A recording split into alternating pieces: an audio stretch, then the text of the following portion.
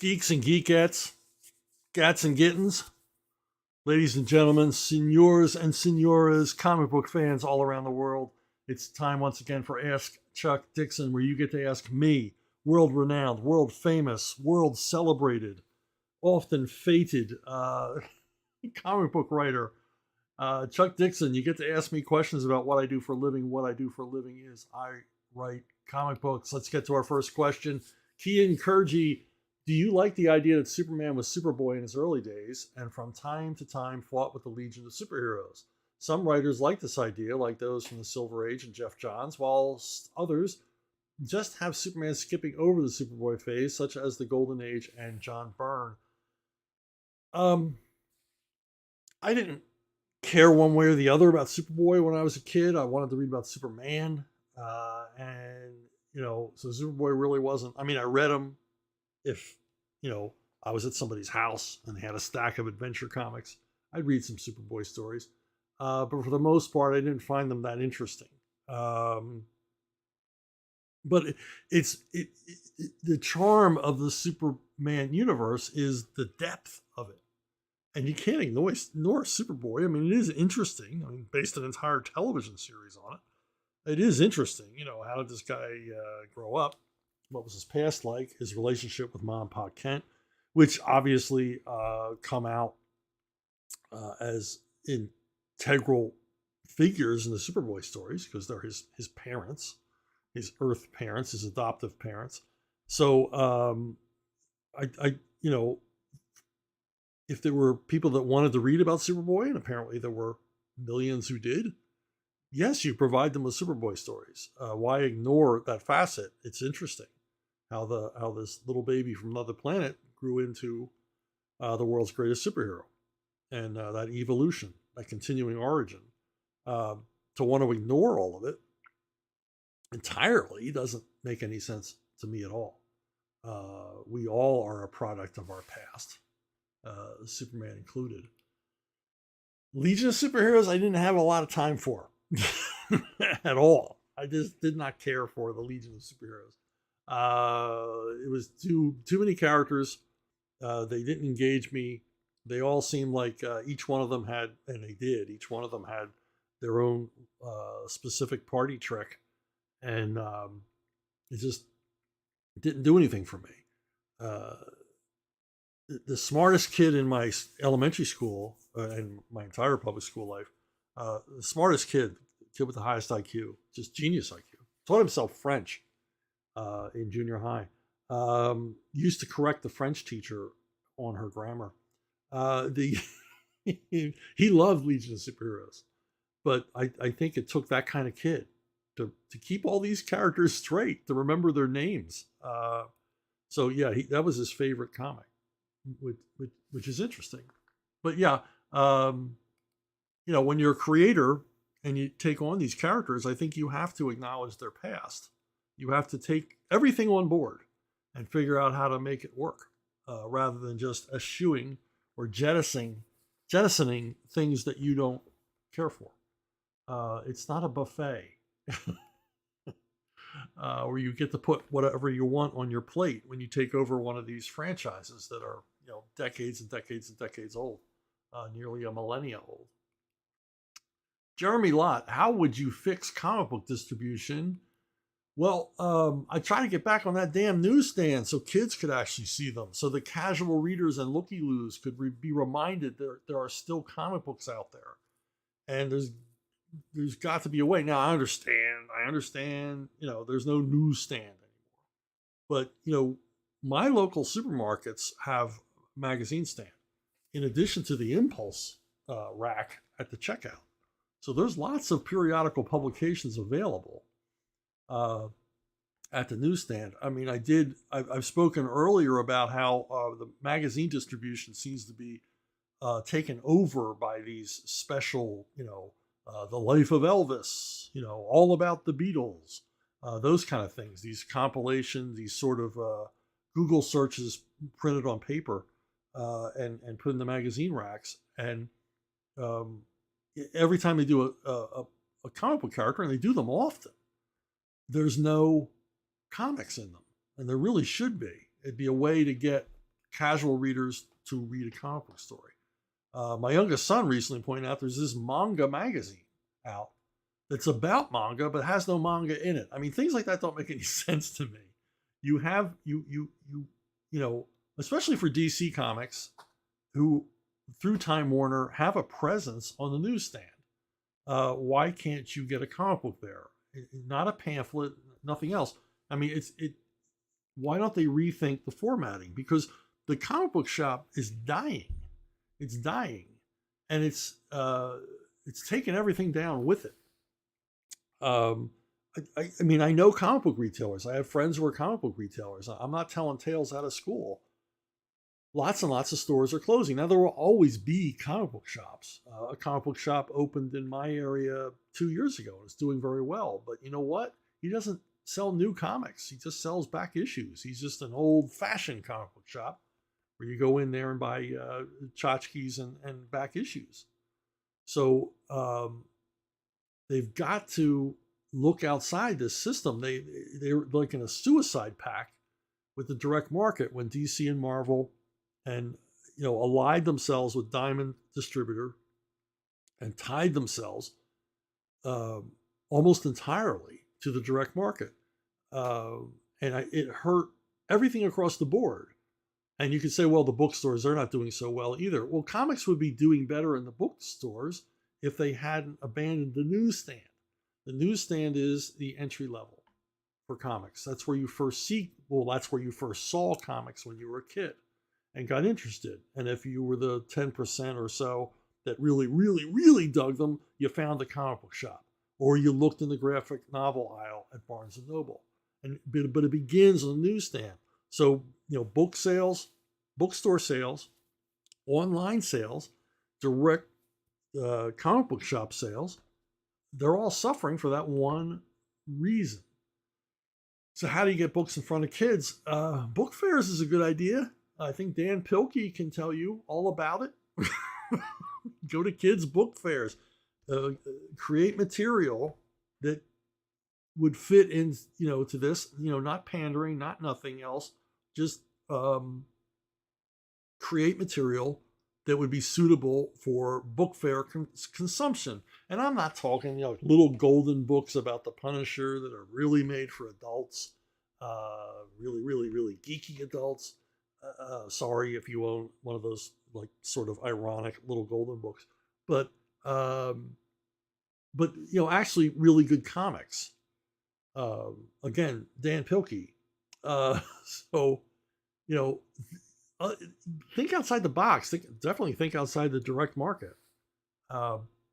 Lean on subscription services. I use Gmart, and they're terrific. And there's other comic book subscription services. Pay a little more attention to them. Help them out a little bit. Maybe for these larger subscription services, offer them a special edition or something, a limited edition comic that only they can get, or a variant comic only available from that subscription service. That kind of, you've got to think about this stuff, and they don't market comics. They've never marketed comics. Another enormous mistake they made was hooking up with Amazon for Comixology. And I can tell you this from my own experience. I never had much faith in digital comics. I don't really like digital comics, even though I write them. I don't like them as a consumer. I like them as a medium. They're kind of cool, and they're kind of fun to write for. But as a consumer, I'm a boomer. I want a book in my hands. I don't like reading on a Kindle or some other device or on my phone. My God, read a book on your phone. But I realize that's a generational thing, and a lot of you dig it. You like it. That's cool. That's cool. It's just a different strokes for different folks. But I know from my own experience, though I had no faith in digital comics, that I saw when DC Comics was doing their own digital distribution, my sales were going up. Those checks that were coming every quarter for digital were getting larger and larger. They were becoming substantial. And I thought, well, okay, maybe there's a future here. And obviously people are reading digital comics, and they're reading them in magnitudes, because otherwise this check wouldn't be the size it is. And then DC, Marvel, and a lot of other companies were wooed by Amazon to sign up for Comixology. Well, they signed up for Comixology, and Comixology sold to Amazon. If I was part of Comixology when it sold to Amazon, I would have pulled all my material out, because what happened is what happens with everything Amazon buys that's a competitor is they simply buried it. They buried it within Amazon, and I saw a steep decline in the figures on my digital royalty checks. Now, we're connected with the biggest retailer in the world, and our sales go down. Well, of course they do, because Amazon doesn't give a crap how well DC and Marvel or Dark Horse or anybody else does in the digital space. They just wanted to buy them up to keep them from competing. And so there you go. Now, the other thing, the elephant in the room, manga. Why is manga doing so well? Because the material's better. It's more diverse in the true sense of diversity. It's not terrible. It's not diverse at all. All the characters are Japanese for the most part. But you know what I mean in terms of genre and approach. If you want to read something funny, there's a manga. If you want to read something serious, there's a manga. If you want to read something grim and dark, there's a manga. If you want to read about characters playing baseball, there's a manga. So it's, and like I say, the material's more immersive, it's more engaging, it's more interesting, and it's this generation's comic books. These are their comics. So you look at this, and it's like, it's not about copying the manga's look. It's about copying their ideas for formatting. Make the stuff less expensive. If you had the choice, if you were going on like a long plane ride and you had the choice between buying a, $5 or $6, 20-page American comic, or spending, $9 to $12 to buy a big chunky manga, which one are you going to pick? It's obvious. And so the comic book companies, which they're never going to do, because they don't do this, these solutions I'm offering, I'm not the only one offering these, and I'm not offering these fresh. These are things that creators and other people have been saying to the comic book publishers for decades. You need to think about these things. You need to change how you operate. And they haven't, and that's where we are with distribution. They signed a Devil's pack with Diamond, and the writing was on the wall. And the people at Diamond, they made their money. And I would imagine there'll be a day when Diamond will just shutter. They'll just shut down because it's not worth it anymore. It's not enough comic book shops for them to do business with. And then where are we? Timothy Severs. In the Western TV series The Rifleman, Lucas McCain is a widower raising his son Mark. Was that an inspiration to have Levon Cade raising a daughter? Well, I remember, I'll answer your question in a minute, but I remember watching Rifleman with my dad. My dad loved Rifleman. And he stopped watching after a couple of seasons because he said, the kid's not growing up. He's obviously getting older. Mark McCain's getting older with each season, but he's not growing up. And my dad thought, where are we going to get to the part in this story where the kid picks up the rifle? But he never did. His dad is like, killing every saddle tramp and badass that shows up in Norfolk. And the kid's just a hostage. He's not doing anything. He's not actively participating in his dad's slaughter of every Western bad guy that he runs across. And, I thought about that over the years. And, then eventually, but what made the series engaging was that he had a son. He had stakes. He wasn't like every other Western hero who could ride out of town if things got bad and never return. What was holding these characters? Matt Dillon could retire. He didn't have kids. He didn't have responsibilities really. All these other characters who were tied to towns or tied to some service or whatever, they had no real stakes. But Lucas did. He had his ranch and he had his son. He wanted to raise his boy, and it made the series more interesting. And the whole father-son relationship. And this was kind of brought home to me when I saw was exposed to the Lone Wolf and Cub series from Japan, the movies, the Baby Cart series. And again, it's a guy and his son. But like my dad had hoped, the kid becomes deadly too. Over the course of the movie series, the kid starts, that baby cart turns out to be a weapon for this kid. And then he's using blades and lances and daggers and everything else. And he's there. He's more proactively there, helping his dad through their journey to hell. And again, the lead character has stakes.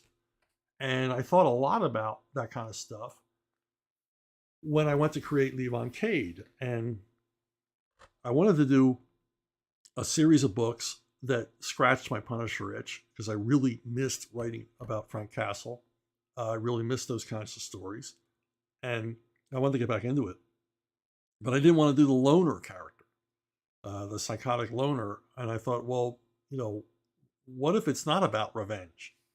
What if his family, as it is still intact? Now Levon's a widower, but he's a widower because his wife died of cancer, left him with a young daughter, and but this gives him stakes. Levon's driving thing is at first that he wants to do right. As Randolph Scott said in many of his westerns, there's things a man can't walk around. And Levon never walks around anything. He enters shooting. And then causes all kinds of complications for himself, much like the best Punisher stories. But now he can't just run away. He can't just hide. He can't just leave. He can't just have a death wish, because he has a daughter to protect. And I like the idea of the daughter growing up over the course of the books and fulfilling what my dad had always wanted for Mark McCain, that Mary Cade becomes somewhat of a badass on her own. Now, not unrealistically, she's not out there gunning people down or everything else, but it's clear that she is the daughter of her father because she doesn't back down and she knows how to take care of business. And if you've read the novels, you'll know. And I made my bones writing strong female characters in the comic book business. That's how I really got my reputation began in comics, writing strong female characters, but not the quote unquote strong female characters we see today. Mary Sue's. Mary Cade is, an adolescent girl when we meet her. She grows to teenage years throughout the course of the series, and she's a young woman now by book 12, and we see that she has an arc of her own, and I think that's a lot of the appeal of Levon Cade. I mean, I think it's why people like it, is because there is something at stake, there is a risk, there is a continuity in Levon Cade's life, so he's not just an automaton going around killing bad guys. And I think we learn a lot about Levon through Mary, because Levon reveals nothing to the reader for the most part, but we learn about him through Mary and through how he treats his daughter and ultimately daughters in the series. So anyway, that's a great question. Thank you. Michael Hutchison Hutch. Chuck, as someone who has written a fair portion of Joe, what's your opinion of the two G.I. Joe movies? If you hate them, what did they do right? I read a lot of Joe. I mean, I was working for Larry Hama when he was doing Joe, and when G.I. Joe was the #1 comic at Marvel, #1 comic in America, actually. And I really loved what he was doing. I always say he wrote a much better toy tie-in comic than any toy tie-in comic ever deserved to be written. And he put his heart and soul into it. and his full intellect and knowledge and experience. And the result is some terrific comics. The first movie, I thought they just threw everything but the kitchen sink into it. There's just too much going on. I enjoyed it. I mean, my kids were young enough. We all went to see it together, and we dug it. But there was just so much going on. I mean, obviously amazing visuals and some great fights and blah blah blah. And I thought the characters were represented, pretty accurately. But it was too much, trying too hard to make a first impression. I actually prefer the second film, the one with The Rock, because it's leaner. It has a lower budget, which I think helps it, because they're not going nuts with the visuals. And it has a better through story, starting with, Joe on the run. Joe, it's more of a deconstructed plot line. And I like that part of it. And the addition of Bruce Willis to the cast doesn't hurt, because Willis is cool. He has some really funny lines in the movie. And just the fact that he's playing the original G.I. Joe, the Joe Colton, the G.I. Joe I owned when I was a kid, that was kind of neat. But I just like it better. I haven't seen the recent Snake Eyes movie because it just didn't look like it would appeal to me. So I simply didn't bother with it. But yeah, I like them fine. And I think they should continue to make them. And I don't understand why they don't continue to make them, because each one of those movies results in a whole lot of merchandise sales. None of the G.I. Joe movies have ever been particularly successful as earners at the box office, but they do generate sales of toys and tchotchkes. And that's really what they're about. Just like the G.I. Joe cartoon on TV was a half-hour-long commercial for the toys, so are the movies. And, there's nothing wrong with that as long as you make a good movie. Okay. Hey, if you have subscribed, thank you very much. If you haven't subscribed, please do so. It helps grow the channel, and we're getting awful close to 10,000 subscriptions. And they tell me that the sun will rise in the east and the west when that happens. So help me out here. It's free. Harlan Roberts. Was there one turning point in the DC or Marvel comic verse where they took that hard turn to the left? No, there wasn't. I mean, generally, the people, I think at Marvel, they were apolitical when I worked for them. At DC, they were, under Jeanette Kahn, they were more liberal, because she was a New York City liberal, Upper East Side, New York City liberal. Bleeding Heart liberal. She had all kinds of causes and everything else, and nothing wrong with that. I mean, you got a cause, you got a cause. But it was business first. Jeanette Kahn was a tough businesswoman. She jealously protected the company's brand, except for a couple of occasions. She didn't insert her politics into the comics themselves, and so all was cool. And it didn't matter who you voted for. You work at DC or Marvel. They didn't care. And what happened is it wasn't like there was a Bolshevik revolution. What happened was, as older editors retired, or in Marvel's case, were fired, a new type of editor showed up. And they're what I call the indifferent editors. They really didn't really care about comics. They were just there to protect their careers, but they didn't understand that better comics would ensure their careers. They thought that making points at editorial meetings and brown nosing would give them job security. And because they were indifferent to the quality of the comics and really didn't care what the content was, they created a vacuum, and the vacuum was filled by leftists who thought, hey, if I work at DC or Marvel, it'll look so cool on my resume when I go to apply for a job at CNN, or some other outlet. So that's really what happened. It was like a slow, from the mid 2000s to today. These like so many corporations, these empty-headed college grads with their heads full of Cloward, Piven, and Mao show up and take over the HR department and take over assistant editor jobs and everything else, and then they cancel their way upwards. They get rid of everybody above them by Me Too or claims of racism or sexism or whatever, and we see the end result.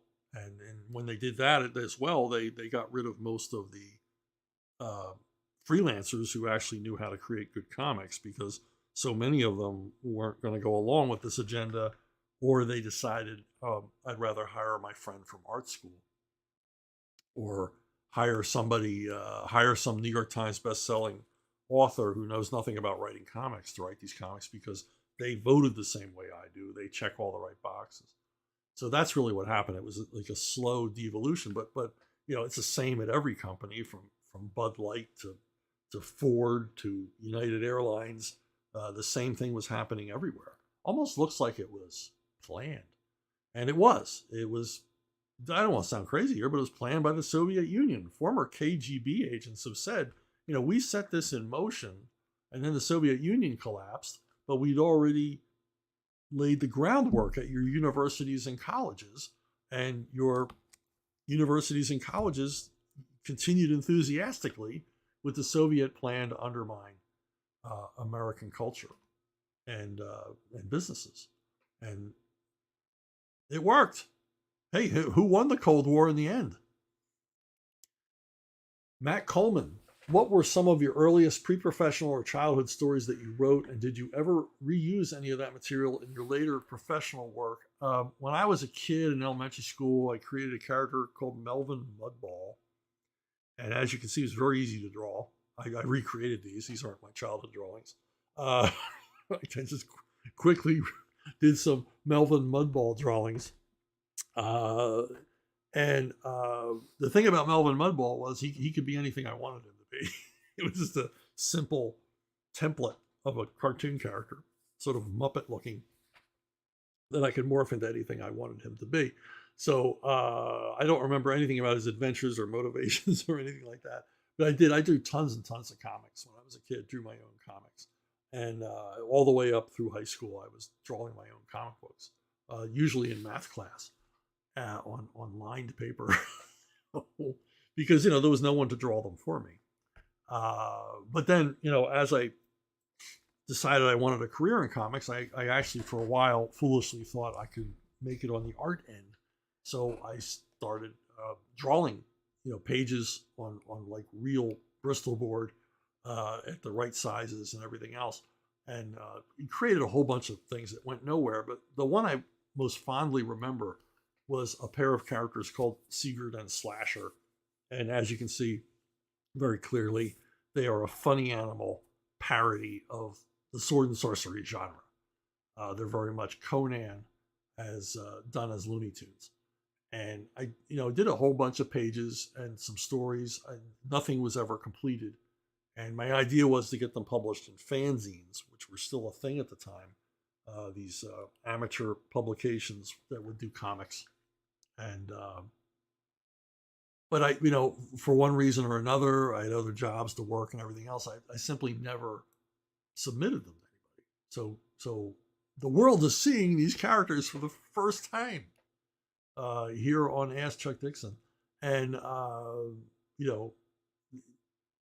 but the thing is that drawing these pages taught me a lot about comics. I learned as I was drawing, and trust me, I drew hundreds of pages of comics in my adulthood, and it taught me a lot about balloon placement, panel composition, things like that. But mostly, it taught me what hard work comics are, and to appreciate the artist's work and how much time they put into it and everything else. So I had an understanding, and also an understanding of the real estate of a comic book page. How much can you get away with on a comic book page? What are the limitations? What are the pros? What are the cons of this medium?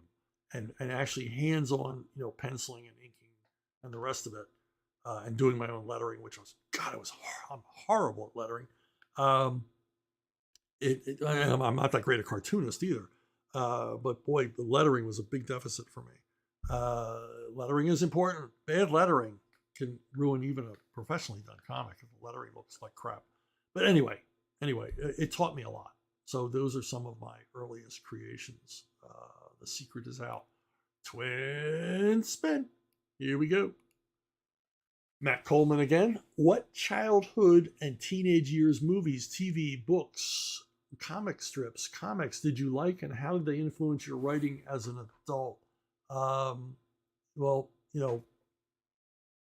I was sick a lot as a kid, which kind of turned me into like a pop culture vampire. I mean, I just consumed pop culture because I was either sick at home or hospitalized as a kid, and so I just hoovered up everything in sight that was available.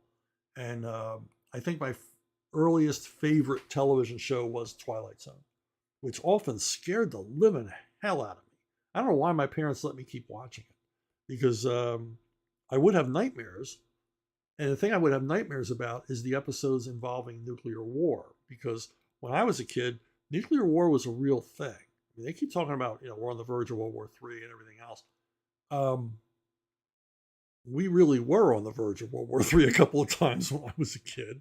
I remember Bay of Pigs, seeing all the dads on my block come home early from work in cabs, go in the house and come out in their National Guard uniforms, and go get back in the cab and go off to the base because they'd all been deployed for a possible war with the Soviet Union over Cuba.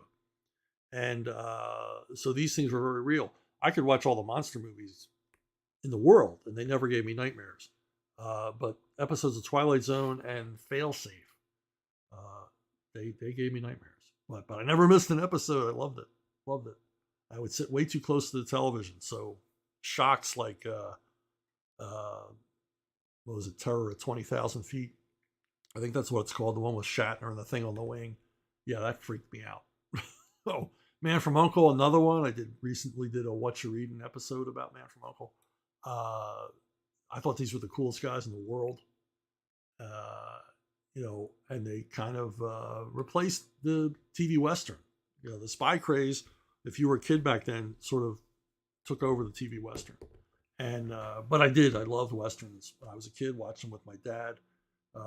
Rifleman, as I mentioned before, Tales of Wells Fargo, Have Gun Will Travel, shows like that, because they were all over the place. I think there were like 20 at the peak. There were like 20 some westerns on network television. Every night there was a different western.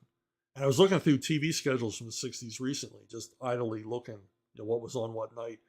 And I realized, looking at the schedule, that they never put a western against another western because they knew that was a loser. So that's how popular westerns were. They didn't compete with each other. They stayed out of each other's way. And of course, like most cities, we had a chiller theater. We had a late night horror show on Saturday nights, and like every other kid, in addition to the spy craze, there was the monster craze, and I loved all of the old Universal monster movies and Godzilla movies and all the rest. So they were a big influence, and of course, Wolfman being number one amongst them. I love the Wolfman. I wanted to be the Wolfman. Of all the monsters, I thought he was the coolest because he only had to work 3 nights a month as a monster.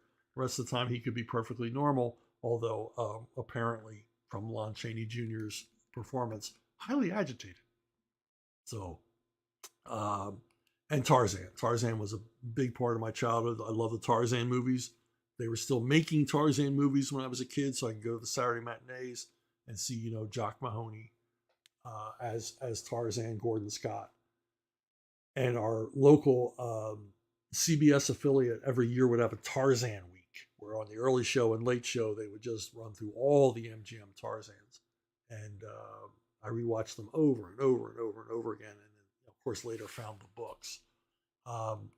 Also, 50s sci-fi. I remember my dad telling me that Forbidden Planet was going to be on TV that night, and I had to watch it. I had a great dad. He said, "You're going to love this." And I did. Just blew my mind. Loved Forbidden Planet. But, I watched all of them. 20,000, Beasts from 20,000 Fathoms. In fact, one day, we were all playing in the street. This is back when kids played in the street. And we were doing something. and the whole neighborhood's out. There was like 24 kids playing Foursquare and stickball in the street, and one of our neighbor kids, bangs open the screen door and announces to the whole block, the 20,000 Beast from 20,000 Fathoms is on TV right now. And that street emptied. It was a ghost town. Every kid ran home to watch that movie on TV. Turned out the baseball game was an away game and had been rained out. And they put on the Beast from 20,000 Fathoms as a surprise. Wasn't on the schedule. So that's the impact that had on all of us. And of course, going to the local movie theaters. If you're from Upper Darby, Drexel area, you'll remember the Waverly, the Eric Terminal, and just basically living there. I lived at the Waverly in Saturday matinees. In my teenage years, I would go to the Terminal, which wasn't in the best neighborhood, and watch 3 action films in a row. Spend all day there. So movie theater is pretty much a temple for me. As far as movies, John Wayne was it, man.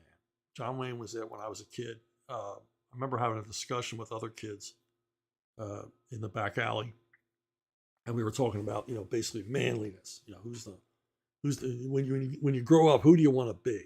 And we all agreed that we all wanted to grow up and be John Wayne. And one of the kids, because we were all primarily good Catholic kids, one of the kids said, "Yeah, but he says bad words in movies." And I leapt to the defense. I said, "Well, that's his job." Meaning, hey, that's the character he's playing. We were all sure that in real life, John Wayne didn't use bad words. But everything about the Wayne movies was a big influence on me as a kid growing up. And, of course, all our dads loved John Wayne, too. So it was a whole, generational man crush on the Duke. Now, the big revelation for me was Bond. Sort of life-changing. I went to see Goldfinger. And Goldfinger was the peak, the crest of the spy craze. That's what really got it going here in the U.S. And the movie just changed everything for me because, and probably the strongest influence on everything that I do, because he was such a badass. And I had never seen a hero in a movie that had no problem shooting bad guys in the back. And not, you'd shoot bad guys in the back and then go have a drink. So Goldfinger, which, I still think is the best Bond movie ever made. It's fascinating, absolutely fascinating me. This wasn't typical for me, but I went back to the theater and saw it a couple more times. It's really my first experience doing that. And I was, what was I, 10, 11 years old? And I went back a couple of times. I put down my money to see this movie a bunch more times because I just couldn't stop thinking about it. Now, as far as comics go, Ditko's Spider-Man, I read comics. I read tons of comics, every kind of comic you can possibly imagine. Anything that came in front of me, I read. But Ditko's Spider-Man is really where it all came together for me. It was a comic. It was my comic. I spoke earlier about each generation has their comic book character or their comic book. And Spider-Man by Ditko, and Stan Lee, but mostly Ditko, that was everything to me. I got so immersed in this comic, and for good reason. It's beautifully crafted. It's engaging. It has characters that you care about, and it really seemed more adult, in the proper way. It seemed more mature, sophisticated writing than all the other superhero comics or any other comic that I was reading at the time. And I would basically, move on from this to I've basically spent my comic book buying habits following Steve Ditko, and I followed him over to the Warren books and discovered them. And I think they were a big influence on me as well. Creepy, eerie, and continue to be a fan of them. This is back when there was plateau marketing and you moved from little kids comics to superhero comics to horror magazines. But even to this day, the Ditko Spider-Man run is a big deal to me. Another huge influence was Peanuts. I loved the Peanuts comic strip, and I was kind of ahead of the curve because I loved it when I was a really little kid, and it wouldn't, uh, you know, it really didn't hit the peak of its popularity till I was like in junior high. But I read all the paperback collections, and I remember when I was so excited when the first animated TV special came on, and a friend of mine in school said he knew how much of a fan I was of the comic strip, and he said, "We have a color TV. It was the only one in the neighborhood." He says, "You want to come over and watch it with us?" I'm like, "Whoa, yes!" So I, packed in with him and his. I never knew how many siblings this kid had. It just seemed like a house full of kids, and we all watched it together. And but it just a big influence because it it I sort of intuited that what was great about Peanuts was it was Schultz's personal statement. It was very personal. I remember getting in an argument with an adult when I was a kid. Got in an argument with an adult who said that Schultz would eventually retire and hand Peanuts over to someone else. And I said that could never happen because it could never be presented by another creator. Schultz would never allow that because this is his personal vision. I didn't articulate it that way when I was 8, but that's what I said. I said this mean just like Ditko's Spider-Man. Spider-Man meant something personal to Ditko. I somehow intuited that Charlie Brown meant something to Charles Schultz, and that when he died, the strip would end, and I proved to be right. I also argued with the same adult that one day we would be watching movies of the comic book superheroes, and he thought that was ridiculous, and they would be hugely popular to a whole new generation.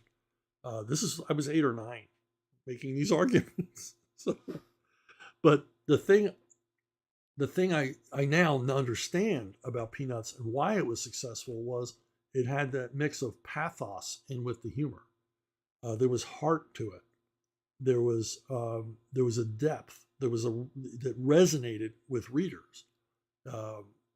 Charlie Brown wasn't just humorously, God's lonely man. He wasn't just a perennial loser. He was every failure or fear or neurosis that any of us have ever had, our vision of ourselves. And it also presented the secret world of children in a way that not entirely convincing. These kids all talk way too more articulately than most children do, but they dealt with the kind of sophisticated, deep issues that children think about. You remember when you were a kid and you first heard about, maybe a relative or a pet died. And for the first time, you're faced with your own mortality as a child. And you're having very, very deep thoughts about that. And this is the kind of stuff that Peanuts brought out. And I responded to, as a lover of the medium and as a kid. And I learned a lot from Schultz's work. And one of the things I learned is once you get on a project, never get off. I mean, one of my favorite things that Schultz ever said was somebody said, you're a multimillionaire. He was like, in the entertainment world, he was always number 2 or number 3, biggest earner in the entertainment world. And people would say to him, why don't you go on more vacations? Why don't you do this? Why don't you do that? Instead, you're at the drawing board every day. And he said, I work so hard to get to do this, which is what I love. Why would I ever stop doing it? Why would I take a break from what I love? And that's kind of been my work ethic. So it was nice to know that someone I admired felt the same way I did once I reached a certain level of success in the comic book business. That I like sitting here making stuff up. I really don't have a whole lot of interest in world travel or all the rest of it. Harding McFadden, what runs on iconic comic book characters would you consider the definitive runs on those characters, and why? Well, obviously, as I've spoken many, many times, Little Lulu by John Stanley, Carl Barks's Uncle Scrooge and Donald Duck comics. I mean, those are Carl Barks taught us all how to write comics. And, those runs are iconic. It's really where it all begins as far as quality comic book creation. Kirby and Lee on Fantastic Four is an amazing run. As I've stated in an earlier video, I've come to realize that Lee brought the heart to the series. A lot of people poo-poo what Stan Lee brought to the party, but he obviously brought the heart, the emotional depth to these characters. I love Kirby. I love Jack Kirby, but he didn't do a lot of that. He didn't bring a lot of emotional depth, believability, relatability to his characters. And I think Lee provided that, which is, it's this magic time. Kirby coming up with these crazy concepts and wild images, and Stan making it all seem like just another Wednesday in the Marvel Universe, which was, the approach, and it worked. Obviously, Ditko on Spider-Man. Enough said. Good, one of the greatest runs in comics ever. Plastic Man by Jack Cole is an incredible work. Just humor. I've talked about it before. Humor, clever villains, clever mysteries. The thing about Jack Cole was he never repeated a gag. The Plastic Man gags, the variations on Plastic Man's use of his abilities just seemed bottomless, just seemed endless. He was always coming up with new, fresh, crazy things to do with this, malleable character and showing off his abilities. And the stories are obviously meant to be funny, but they all work as they would have worked as straight superhero action stories as well. The mysteries work. As I said, the villains. He created new villains, sometimes multiple new villains in every issue. Most of whom, as far as I know, 99% of them never seen again. They were one, but they were always indelible. They were always terrific, fun bad guys, and that's hard work creating a bad guy, a new bad guy that doesn't seem like a variation on every other comic book bad guy. Another amazing run is Fox and Crow at DC, which ran from like the late 40s into the late 60s. It has like this almost 20-year run. It's like a 19-year run of Fox and Crow. And the Fox and Crow, it was Funny Animal, published by DC. And the premise couldn't have been simpler. Fox is a sort of middle-class guy. He lives in a house. He has a job. It's never specified what his job is that I know of. And he lives in a house. And this crow, Crawford Crow, lives in a tree outside. And Crawford Crow is a bum and a con man and a user. And his victim, his mark, is always the fox, who for some reason, every issue, every story, would fall for the crow's latest con game. And 19 years, they never repeated a story. They even made fun of it in one issue where the crow can't think of a new con and buys a bunch of Fox and Crow comic books.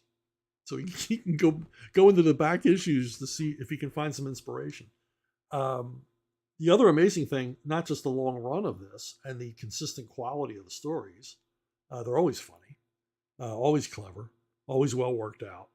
But the most amazing thing is they were all written by Cecil Beard, an animation writer, and all drawn by Jim Davis. As far as I know, Jim Davis drew every single Fox and Crow story. I could be corrected on this. Maybe Jim Engel is listening and go, "No, Chuck, you're full of crap." Some other guy did them. Anyway, these two guys did 19 years worth of work on Fox and Crow. And that has to be the longest run ever on anything. And an incredible run. And like I said, of consistent quality. Now, another run that is like forgotten and shouldn't be. Maybe you know about it, maybe you don't. It was the 10 issues of Detective edited by Archie Goodwin. I think Archie was often at DC and Marvel brought in as interim editor on titles until they got the person they wanted to be the regular editor. But this 10-issue run in which Archie decides to go back to a sort of retro 1930s, logo for the cover, and back to individual standalone Batman stories done by a variety of freelancers. He was picking and choosing, much like he did when he was at Warren. He was picking and choosing from all kinds of different artists. And each one of these issues is a gem. Some are written by Archie, some aren't. But we see artwork, by Neil Adams, Walt Simonson. In fact, here is where the reboot of Manhunter was created by Archie Goodwin and Walt Simonson and serialized in these Detective Comics. You get Jim Aparo, of course, Alex Toth, Howard Chaykin.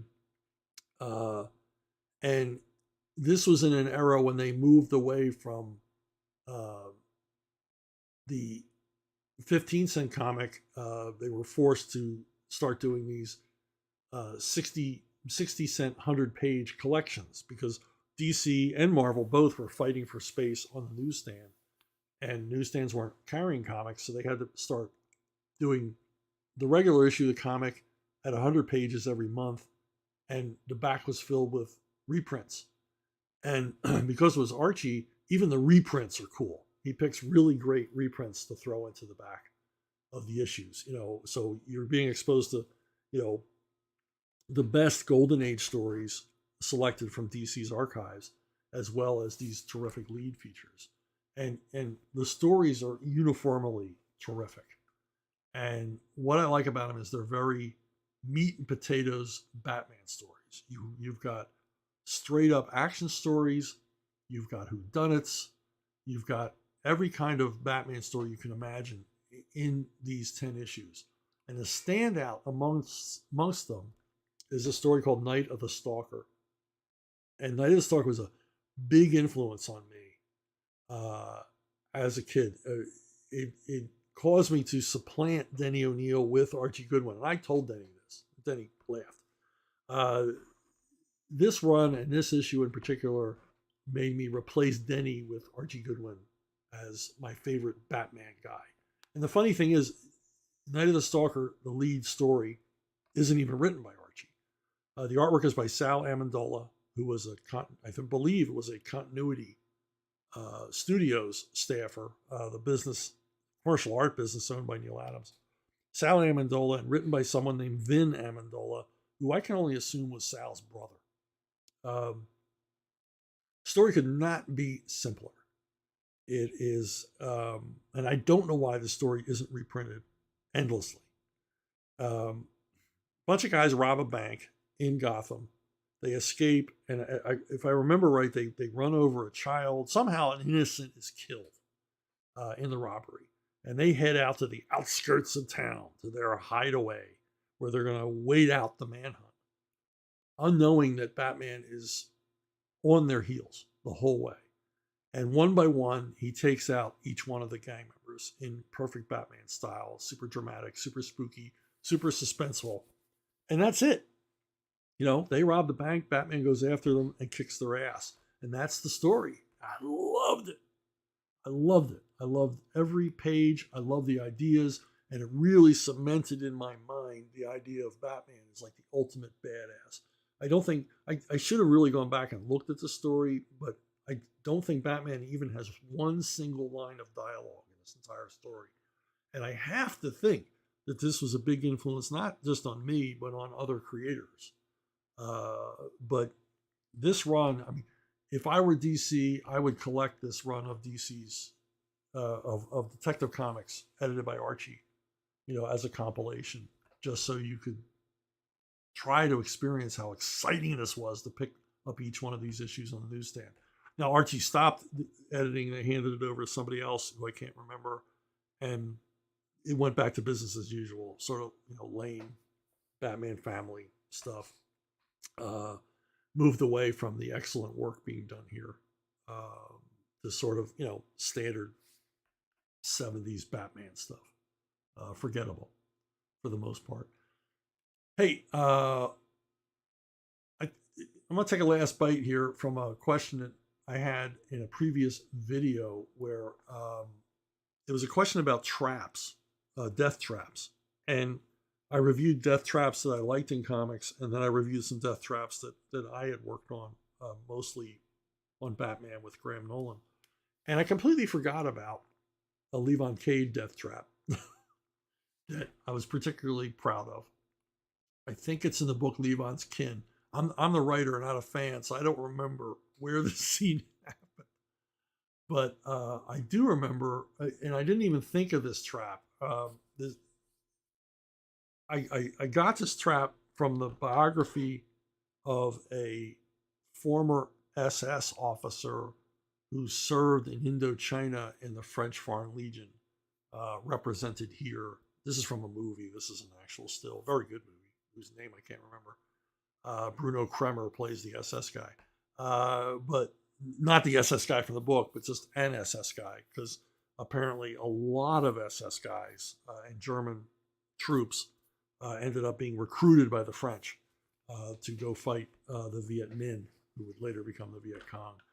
And along with their usual German ruthless efficiency, the Germans brought along the tactics they had used primarily against the Russians in World War II. And one of these involved a length of steel cable looped on either end, the loop going on one end to the tow hitch of a vehicle, the other end of the loop being cinched about an item of male anatomy, the victim having been stripped naked. And in the Levon story, this happens to him. He is the victim. He's ends up having to trot behind a truck driven by Mexican cartel members down a country road. And if he doesn't keep up, it's not going to go good for him. If that steel cable goes taut, he's finished as a man and possibly as a human. So he has to work his way out of that. Stripped naked, bound, wrists bound, towed behind a truck by his junk, and he has to get out of that. I won't tell you how he gets out of it, because you should read the book. But that's probably the best trap I ever wrote, because that took a while to figure out how realistically, without some James Bond gadget, he was going to literally save his manhood. Hey, if you want to contact me, if you know some crazy Nazi torture methods, or have a question or whatever, brunobookstore@gmail.com. No, please don't send me any crazy Nazi torture methods. I've read enough of them. I really don't want to know anymore. brunobookstore@gmail.com. brunobookstore@gmail.com is how you reach me. And while I got you, hey, if you're not reading My Sister Supreme at ArcTunes, why don't you head on over there, check that out. I would certainly appreciate it, and I think you'll have a lot of fun. Anthony Gonzalez Clark is doing awesome work, and there should be new episodes up soon. So that's it for me. I want to thank you for watching. I want to thank you for listening. I want to thank you for subscribing and liking and all the rest of it. And I will see all of you, I hope,